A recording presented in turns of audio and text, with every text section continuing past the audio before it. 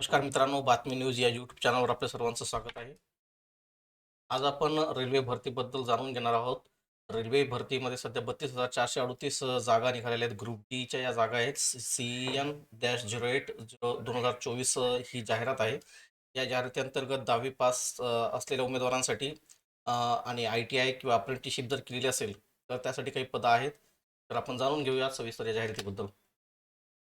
Railway भरती group D आजच्या व्हिडिओमध्ये आपण पाहणार आहोत. पात्रता, वयमर्यादा, शैक्षणिक पात्रता इत्यादी जी माहिती आहे रेल्वे भरती ग्रुप डीच्या साठी लागणारी. त्यानंतर परीक्षा फी किती असणार आहे, महत्त्वाच्या तारखा, दिनांक काय असणार आहे ते आपण पाहू. प्रवर्गनिहाय रिक्त पदे, निवड प्रक्रिया आपण पाहणार आहोत. अर्जाविषयी, भरती प्रक्रियेत सामील होण्यासाठी अर्ज केवळ ऑनलाईन पद्धतीने स्वीकारला जातो. रेल्वेमध्ये इतर कोणत्याही माध्यमातील अर्ज मान्य नाही. अर्जाचे दिनांक, ऑनलाईन अर्जाची सुरुवात 23 जानेवारी 2025 पासून सुरुवात झालेली आहे.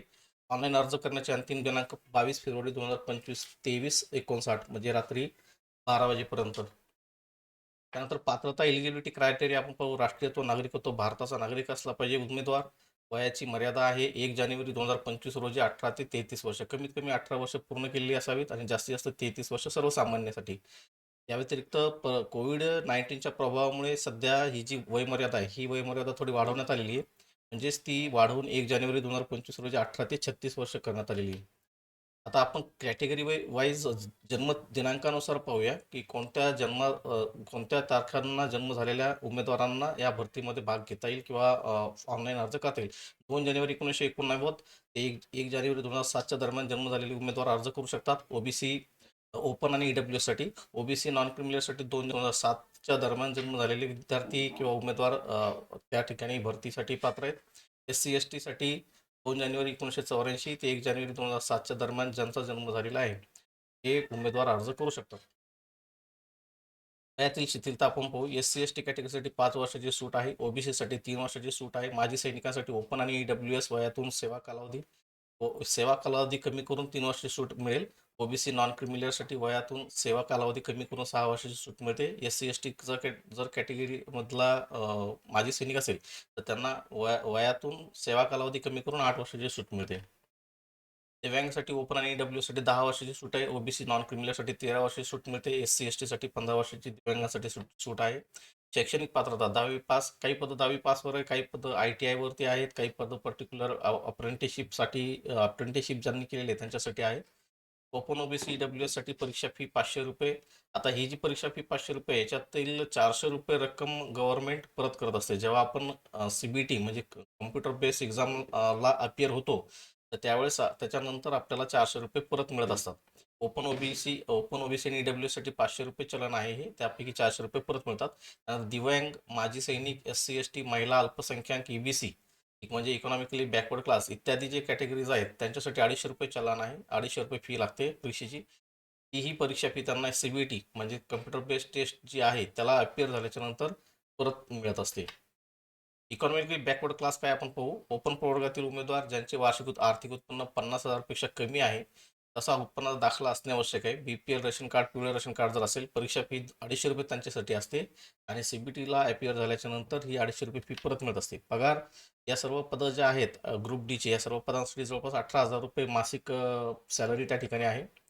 महत्त्वाचे दिनांक पुन्हा एकदा पाहू आपण. ऑनलाईन अर्जाची सुरुवात 23 जानेवारी 2025 पासून सुरुवात झालेली आहे. ऑनलाईन अर्ज करण्याची शेवटची दिनांक 22 फेब्रुवारी 2025 रात्री ते 12 वाजेपर्यंत. ऑनलाईन अर्ज केलेल्या असल्यास फी पेमेंट जर बाकी असेल तर ते फी पेमेंट करण्याची शेवटची तारीख 24 फेब्रुवारी 2025 आहे. अर्ज दुरुस्तीसाठी 25 फेब्रुवारी 2025 ते 6 मार्च 2025च्या दरम्यान विंडो दिलेली आहे. आणि जो काही अर्ज आहे तो जर आपल्याला दुरुस्त करायचा असेल तर तो दुरुस्तीसाठी ₹250 वेगळं चलन आपल्याला अतिरिक्त शुल्क भरावं लागत असते. आता याच्यातही जी प्राथमिक स्तरावरची माहिती आपण भरून जेव्हा नोंदणी करतो ती नोंदणी करताना आपली माहिती चुकली नाही पाहिजे. जर ती माहिती चुकली असेल तर ती एडिट होणार नाही. परंतु जेव्हा आपण नोंदणी करून नंतर फॉर्म भरायला सुरुवात करतो त्यातील माहिती आपण एडिट करू शकतो. तीच माहिती फक्त एडिट होते आणि त्याला एडिट करण्यासाठी सुद्धा ₹250 चलन त्या ठिकाणी आपल्याला लागतं आणि त्याची तारीख 25 फेब्रुवारी 2025 ते 6 मार्च 2025च्या दरम्यान आहे. ऑनलाईन अर्ज करण्यासाठी वेबसाईट आहे www.rrbmumbai.gov.in. जर मुंबई RRB साठी आपल्याला अर्ज करायचा असेल तर मध्य रेल्वेसाठी सेंट्रल रेल्वेसाठी.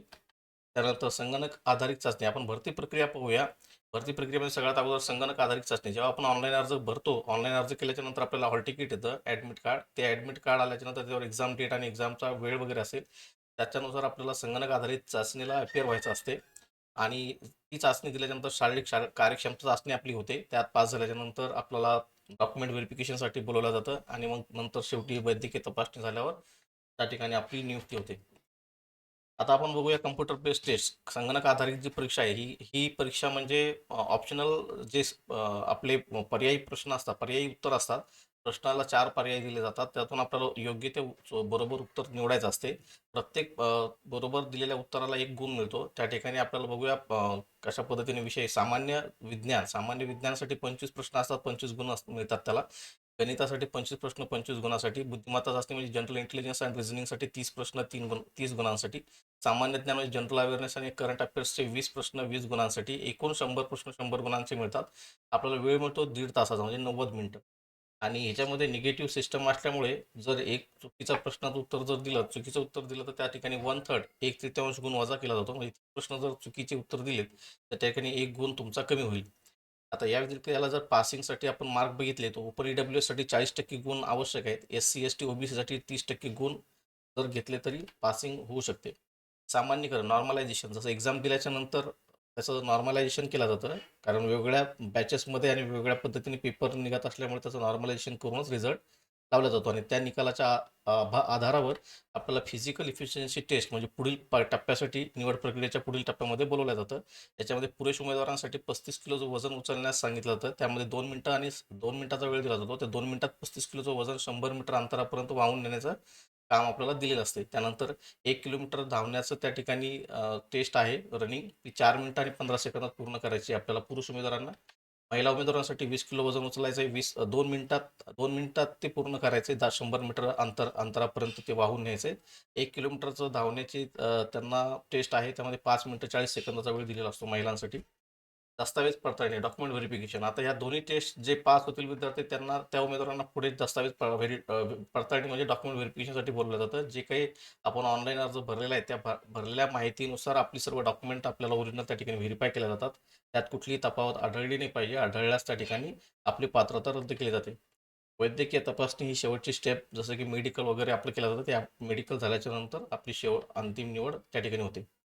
अशा पद्धतीने आपण बघितलं की रेल्वेसाठी ज्या जागा निघालेल्या आहेत त्याच्या ज्या जनरल एलिजिबिलिटी काय आहे आणि त्याच्यामध्ये आपल्याला निवड प्रक्रिया कशा पद्धतीची आहे हे आपण समजून घेतलंय. याच्यानंतर आपण पुढील व्हिडिओमध्ये पाहणार आहोत की ऑनलाईन अर्ज आपल्याला RRB साठी कसा करायचा आहे.